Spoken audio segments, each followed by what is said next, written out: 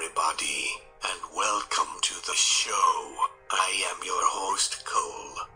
So, in today's video we take a look at the Roman Atwood's vlog, a family who filmed their lives. They share their whole lives on the internet, and before I say why, I already know, for money, they will film everything. From eating to shiting. I do not know why people care so much. Why are you so wrapped up in their life when you have your own?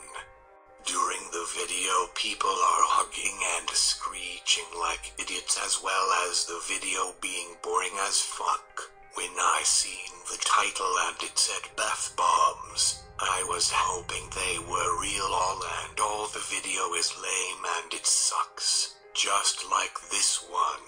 I will be rating the video 1 out of 10 until we meet again. Have a nice day. Laters.